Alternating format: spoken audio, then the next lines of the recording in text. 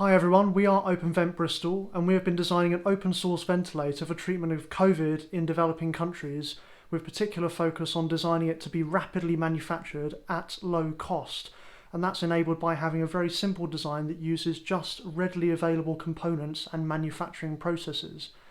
So this is our ventilator prototype over here, and I'm going to talk you through it a little bit. So firstly, to switch it on.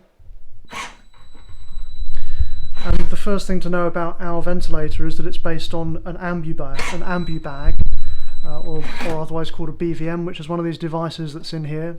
And these are designed to be used as manual respirators. So usually one person would hold the mask end of this on somebody's face, while their other hand would squeeze the bag and manually respirate somebody. But in our design, we've very simply just mechanically actuated the bag so it's not pressed by somebody's hand, it's pressed by a mechanism. And we've done that in the simplest possible way, which as you look through this transparent top, which we've left transparent as it's a nice sort of intuitive thing so you can see the moving parts. But very simply, we have a motor arm connected to a motor, which is pressing down at the bag with high torque, and that is, that's literally it. Just an arm connected to a motor. Couldn't be simpler than that. And all of that simple mechanism is controlled by our sophisticated control circuitry, which is in the front of the machine. And we have a user interface that the user can change different parameters and read different settings. So on one side we have measured parameters, which are measurements that are taken from the ventilation sensors, like the oxygen, the pressure, the flow rate, those sort of things. And on the right hand display you can control what the settings are for the machine based on these 4 buttons down here. That's things like the respiration rate, what oxygen level you want, what sort of pressure you want, and any alarm limits.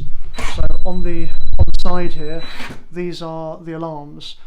So if anything goes wrong, or if any of the measured values go out of bounds from the settings, then it will flash a light and sound an alarm, and this is all defined in one of the settings. Not one of the settings, one of the standards.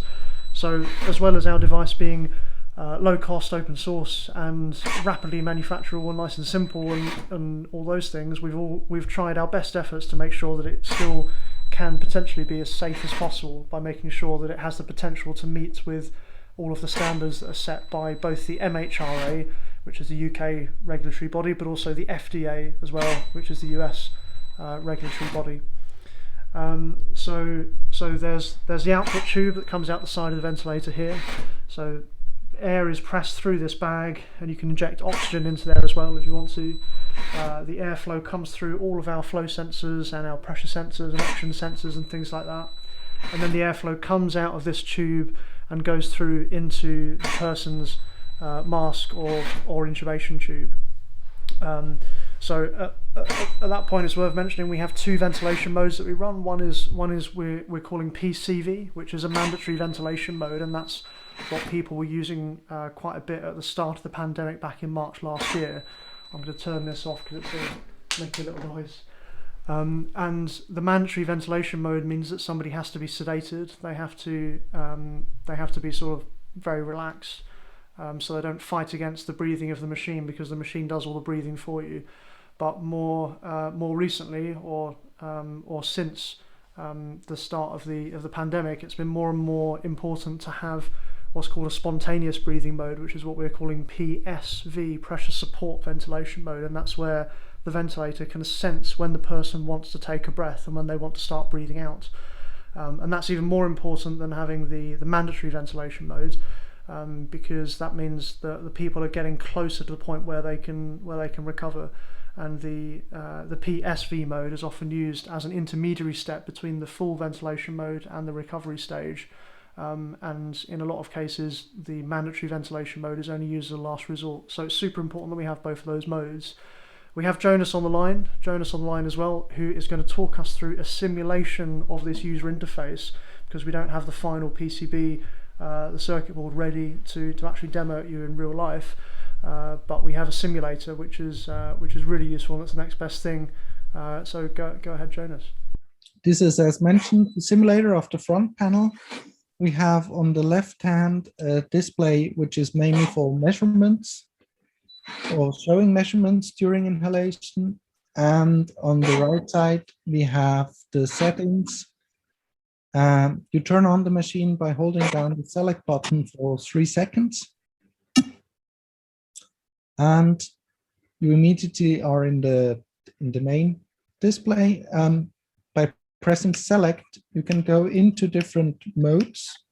But the basic concept in general is that when the arrow is flashing, you can move to different values by plus and minus.